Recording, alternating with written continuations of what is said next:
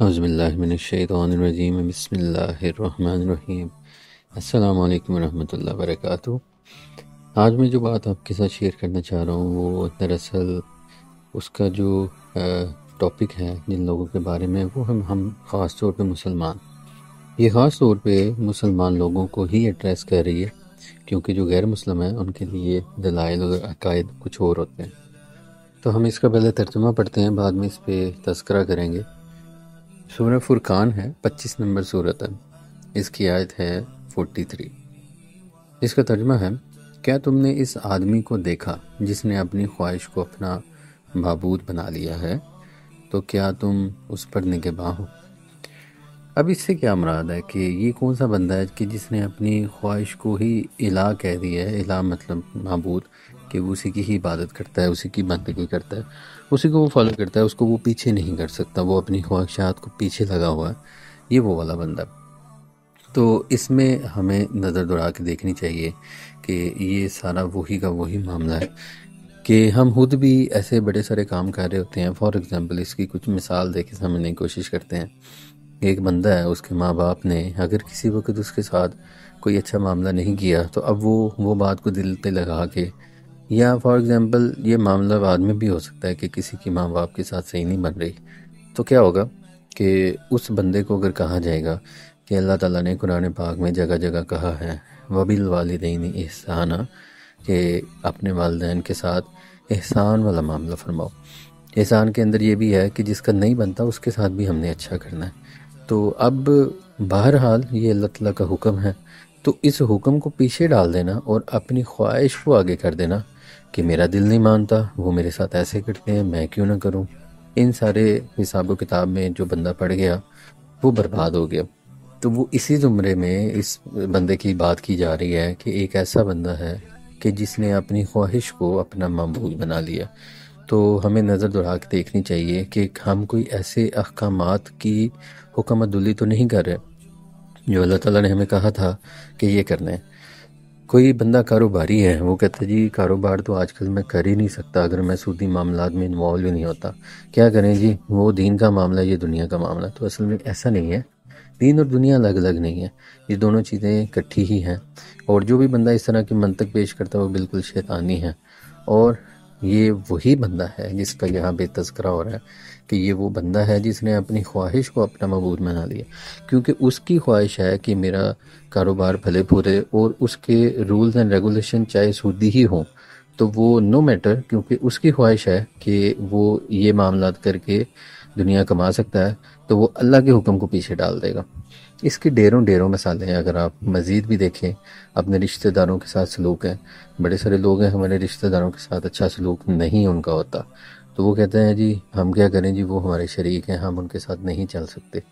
تو نہیں کیوں نہیں چل سکتے جب اللہ تعالیٰ نے کہا تھا کہ اپنے رشتہ داروں کے ساتھ اچھا سلوک کرنا ہے، اللہ تعالیٰ تمہیں ان کے ساتھ رشتہ جوڑنے کا، صلہ رحمی کرنے کا حکم دیتا ہے، تو یہ حکم ہمارے ذہنوں میں کیوں نہیں رہا،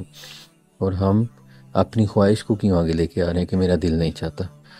اور بھی اس کے علاوہ بڑی ساری منطقی اس پہ بحث ہو سکتی ہے کہ اگر آپ دیکھیں تو ہمارے ارد گرد بڑے ایسے سارے معاملات ہیں۔ اب یہ آپ خود، میں آپ کو یہی ترغیب دینا چاہتا ہوں کہ آپ خود اس پہ سوچیں کہ کون سی ایسی چیزیں ہیں کہ جو آپ اپنی خواہش کے مطابق کرتے ہیں، یہ نہیں سوچتے کہ اس پہ اللہ تعالیٰ نے ہمیں کیا حکم دیا ہو، اور اگر اللہ تعالیٰ کا حکم سامنے آ بھی جائے تو اپنی خواہش کو آگے کر دیتے ہیں اور اللہ کے حکم کو پیچھے کر دیتے ہیں۔ تو ایک اور جگہ پہ آتا ہے کہ اسلام میں پورے داخل ہو جاؤ، ایسا نہیں ہے کہ ایک چیز کر لی، نماز کر لیا، روزہ کر لیا، لیکن جو کام اپنی خواہش کو پیچھے کرنے والے ہیں اور اللہ کے حکم کا ماننے والے ہیں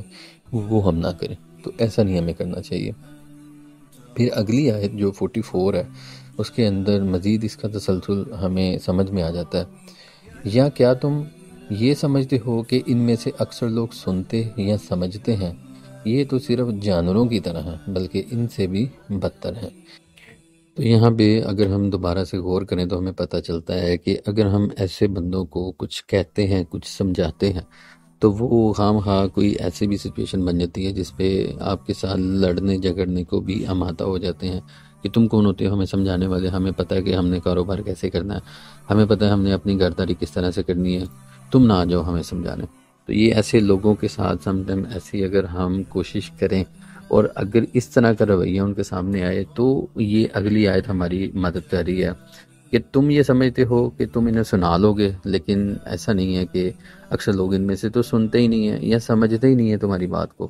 تو ان کی مثال بیان کی گئی ہے کہ جو سننے اور سن کے نہ سمجھنے کا جو معاملہ ہے وہ جانوروں کے ساتھ اللہ تعالیٰ نے رکھا ہوا ہے، یہ انسانوں کے ساتھ نہیں ہے۔ لیکن جانوروں میں سے بھی کچھ ایسے ہوتے ہیں کہ جن کو آپ ہانکتے ہیں، ان کو سمجھا لیتے ہیں، کتا ہو گیا، بلی ہو گیا، ایون کہ جو فارم اینیمل ہیں انہیں بھی جب آپ کوئی آواز دیتے ہیں تو وہ آپ کی آواز پہ کچھ نہ کچھ ایکشن پرفارم کرتے ہیں۔ تو یہ وہ لوگ ہیں کہ جو سنتے بھی ہیں اور بالکل نہیں سمجھتے، تو اب یہ جانوروں سے بھی بدتر ہو گئے۔ اب یہ ان کو جانوروں کے ساتھ بھی کمپیئر کرنا، یہ جانوروں کی توہین ہو سکتی ہے کہ ایسے بندے کو آپ جانوروں کے ساتھ بھی کمپیئر کریں، تو اللہ تعالیٰ کہہ رہے ہیں یہ اس سے بھی بدتر ہے۔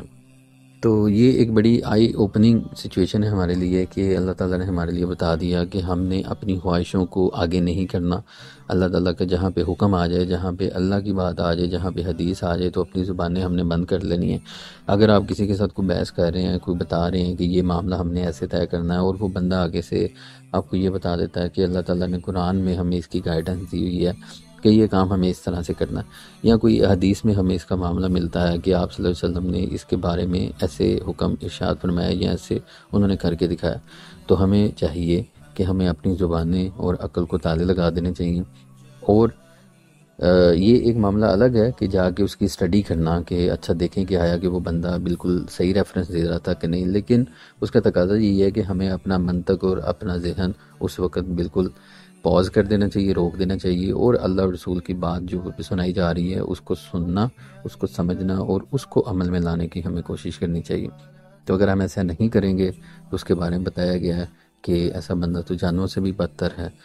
تو یہ ایک شرک خفی کی بھی سچویشن ہے کہ دیکھیں، شرک وہی ہوتا ہے کہ جس کے اندر آپ اللہ کے سوا کسی کو معبود بنا لیں۔ تو اس آیت 43 کے اندر بھی ہمیں یہی بتایا جا رہا ہے کہ ایسا شخص جس نے اپنی خواہش کو ہی اپنا معبود، اپنا الہ بنا لیا، تو اب یہ اس کیٹیگری میں شرک خفی، اس کو شاید سم ٹائم سچویشن کی سمجھ بھی نہیں آ رہی ہوگی، اس کو پتہ بھی نہیں چل رہا ہوگا کہ وہ اس طرح کا معاملہ کر رہا ہے۔ تو اللہ تعالیٰ ہمیں اس سے بچائے۔ ہم دعا کرتے ہیں کہ اللہ تعالیٰ ہمیں ایسے تمام معاملوں سے بچائے اور اپنی خواہش کو الہ بنانے سے ہمیں محفوظ فرمائے۔ قرآن پاک کو سمجھنے کی، عمل کرنے کی ہمیں توفیق عطا فرمائے۔ السلام علیکم ورحمۃ اللہ وبرکاتہ۔